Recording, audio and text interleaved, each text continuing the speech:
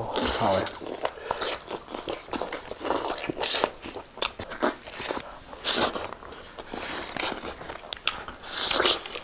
그럼지 맘. 맘 무슨 맘 그냥 불러지 맘. Kroiler Thongba 맘. 실내고 Kroiler Thongba. Kroiler 싸다 구이래봐. 구이고 그냥 구이래 Kroiler 싸다 봐야지. ꯑꯗꯣ ꯉꯁꯤꯗꯤ Kroiler ꯈꯨꯊꯣꯡꯁꯦ ꯃꯐꯥꯏꯒꯟꯁꯦ ꯃꯈꯣꯡꯒ ꯄꯨꯟꯅ ꯁꯨꯃꯥꯏꯅ ꯇꯧꯔ ꯍꯥꯞꯄꯦꯀꯣ ꯃꯌꯥꯝ. ꯑꯗꯣ ꯃꯁꯥ ꯌꯥꯎꯔꯦ. ꯀꯂꯦꯖꯥ ꯌꯥꯎꯔꯦ. ꯑꯗꯨ ꯃꯀꯟꯗꯨꯅ ꯉꯁꯥꯏ ꯇꯦꯁꯇꯪ ꯊꯣꯛꯄꯗ ꯇꯪꯊꯣꯛꯈ꯭ꯔꯦꯕ. ꯑꯗꯣ ꯃꯔꯤꯟ ꯌꯥꯎꯔꯦ. ꯃꯔꯤꯟꯁꯦ ꯃꯈꯣꯡꯗ ꯌꯦꯁꯟꯕꯅꯦ. ꯑꯗꯣ ꯑꯩꯅ ꯂꯧꯊꯣꯛꯑꯦ. ꯃꯔꯤꯟ ꯅꯥꯝ ꯑꯃ ꯇꯥꯍꯧꯔꯕ ꯑꯩꯒꯤꯗꯣ. ꯇꯥꯍꯧꯔꯦ. ꯑꯗꯣ ꯀꯩꯅꯣ ꯇꯧ. ꯀꯣꯏꯂꯔꯁꯦ ꯑꯩꯈꯣꯏ ꯌꯨꯝꯗ ꯂꯣꯏꯖꯕ ꯍꯥꯏꯇꯥꯔꯦ. 3 ꯂꯣꯏꯕꯅꯦꯕ. ꯑꯗꯣ ꯑꯃ ꯆꯥꯊꯣꯛꯑꯦ. ꯑꯗꯣ ꯁꯤꯂꯦꯀꯣ. ꯑꯗꯣ ꯃꯍꯤ ꯑꯦꯛꯁꯇ꯭ꯔꯥ ꯒ꯭ꯔꯦꯚꯤ ꯁꯤ ꯂꯩꯔꯦ. ꯑꯗꯒꯤ ꯋꯤꯡꯁꯨ ꯍꯥꯞꯄꯦꯕꯀꯣ. ꯑꯗꯣ ꯀꯣꯠꯅꯕ ꯀꯩꯅꯣ ꯊꯕꯤꯒꯩ ꯀꯩꯅꯣ ꯁꯂꯥꯗ ꯍꯪꯒꯥꯝꯒ. ꯑꯗꯣ ꯁꯤꯂꯦ ꯃꯁꯥ ꯁꯤꯂꯦꯀꯣ. ꯑꯗꯣ ꯃꯌꯥꯝꯅ ꯀꯃꯦꯟꯇꯁꯨ Kroiler Thongba ꯆꯥꯔꯣ ꯍꯥꯏ. ꯑꯗꯣ Kroiler Thongba ꯆꯥꯗꯕꯁꯨ ꯀꯨꯏꯔꯦ. ꯑꯗꯣ ꯉꯁꯤ Kroiler ꯍꯥꯠꯄꯗ ꯍꯥꯏꯗꯤ ꯁꯦꯝꯕꯗꯁꯨ ꯈꯤꯇꯪ ꯀꯨꯏꯅ ꯆꯪꯈ꯭ꯔꯦꯕ ꯄꯨꯡꯁꯦ. ꯑꯗꯣ ꯄꯨꯡꯗꯤ 1 ꯇꯥꯗꯣꯔꯦꯕ ꯍꯧꯖꯤꯛꯁꯦ. ꯑꯗꯣ ꯍꯧꯖꯤꯜꯂꯁꯦ. ꯑꯗꯣ ꯑꯗꯨ ꯍꯥꯟꯅ ꯍꯥꯏꯗ꯭ꯔꯣ? ꯁꯤ ꯍꯥꯟꯅ ꯍꯥꯏꯗꯤ ꯍꯧꯔꯒꯦ. 오케이. 근데 맘 ꯑꯩꯈꯣꯏꯅꯤ ꯚꯤꯗꯤꯑꯣꯁꯤꯕꯨ ꯑꯍꯥꯟꯕ ꯌꯦꯡꯕꯤꯌꯨ ꯅꯤꯡꯁꯤꯡꯗꯨꯅ ꯂꯥꯏꯛ ꯁꯤꯌꯔ ꯁꯕꯁꯀ꯭ꯔꯥꯏꯕ ꯇꯧꯕꯤꯔꯝꯃꯣ. ꯑꯗꯨꯒ ꯕꯦꯜ ꯑꯥꯏꯀꯣꯟ ꯌꯦꯡꯕꯤꯔꯝꯃꯣ ꯃꯌꯥꯝ. ꯑꯩ ꯃꯌꯥꯝ ꯍꯧꯖꯤꯜꯂꯁꯤ. ꯊꯦꯡꯁꯨ ꯊꯦꯡꯉꯦ ꯉꯁꯤꯁꯦ. ꯑꯗꯣ ꯑꯩꯈꯣꯏꯁꯦ ꯋꯤꯖꯦꯟ ꯄꯥꯔꯃꯦꯟꯁꯦ.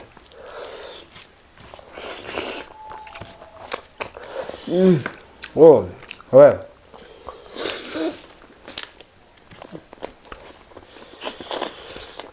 벌써 콤제.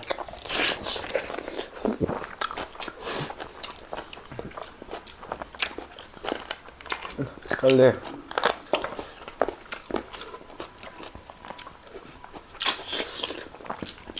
싶어져 없는 시 Kroiler 때.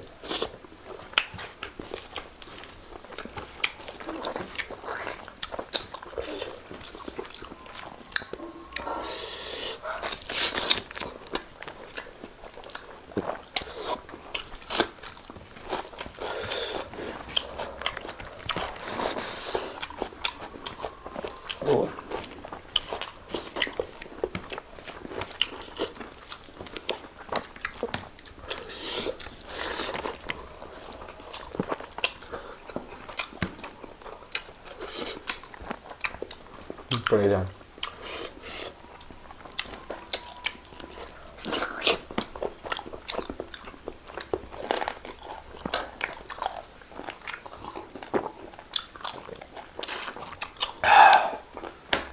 Có cho cái nông hâu chưa ạ? hào ấy. Kroiler 양이 리버지. 뱃살 살죠. 근데 yin thùng là khuyên gì khả năng thùng tăng tay của đây là bằng một thùng gì nào mà 하면 심 하버 thùng thùng 맛이 이제 그냥 좋아 소스 khả năng nhầm là 하버 này mà đúng thì này ấy anh là sao được bằng gì yin của thùng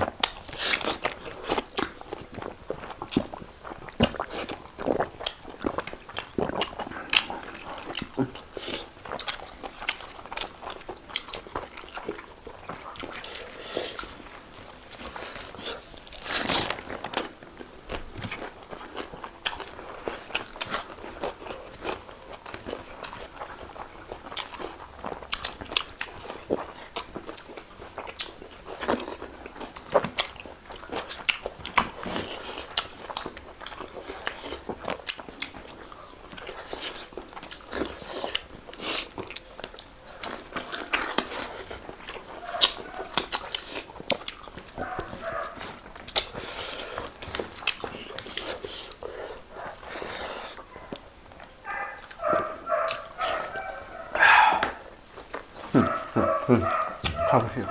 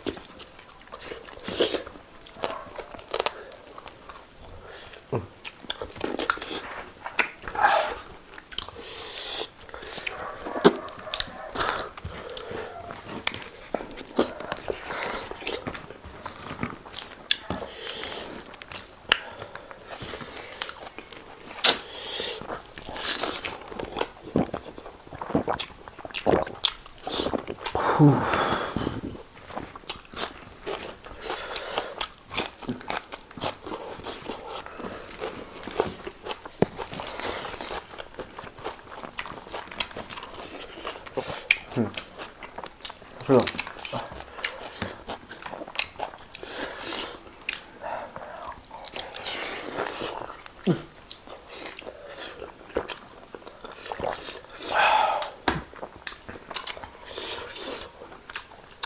슬리퍼. 너 얘기했다.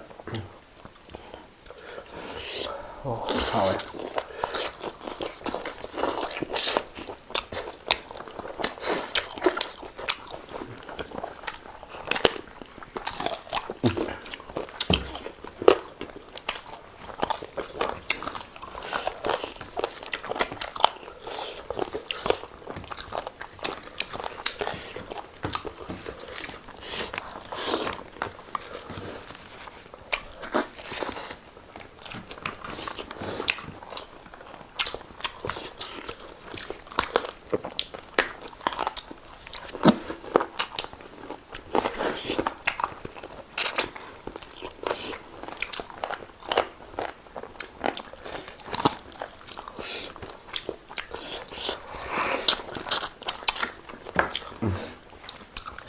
그냥 싸들 말이. 야. 세컨. 사 이놈 와 있더라. 나 사는 와 있더라. 너 그럼 주지 마. 햄도 돼. 짜지디.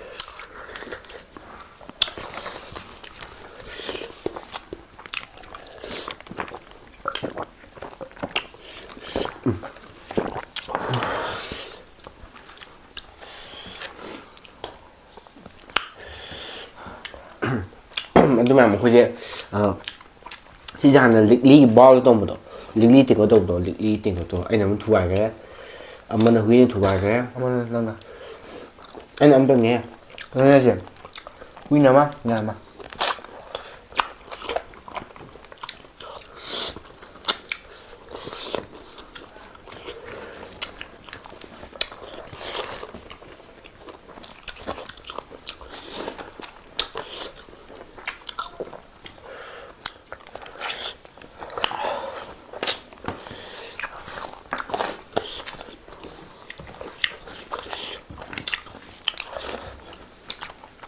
빡구나. 빡구야. 빡지나. 그렇지. 야. 야, 봐.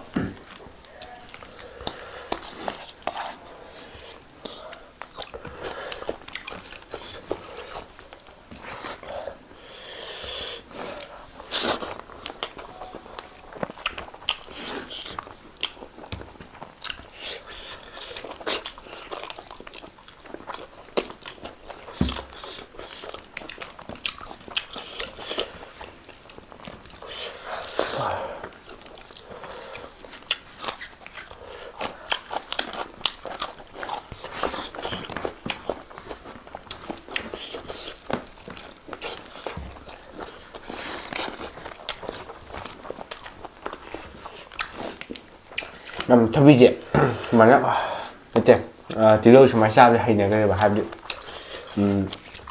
ꯃꯣꯔꯣꯛꯀꯨꯝꯕ ꯀꯨꯔꯝ ꯃꯦꯠꯂꯁꯨ ꯑꯗꯩꯗꯤ ꯀꯥꯡꯃꯦꯠꯀꯨꯝꯕ ꯇꯧꯔꯁꯨ ꯊꯕꯤꯁꯦ ꯌꯥꯝ ꯄꯥꯝꯃꯦ ꯅꯠꯇꯦ ꯇꯤꯜꯍꯧꯁꯦ ꯌꯥꯝ ꯄꯥꯝꯃꯦ ꯑꯩꯈꯣꯏꯗꯤ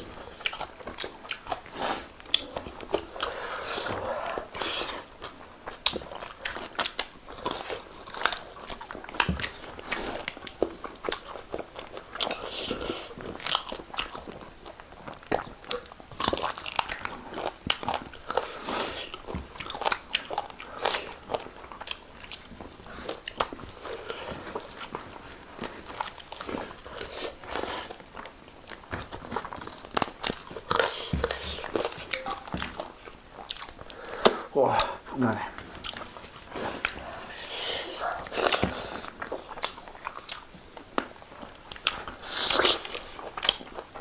그 계지 개나 담아.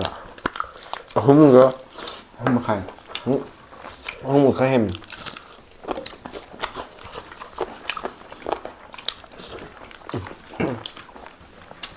그거 땄어. 이거 넣는지.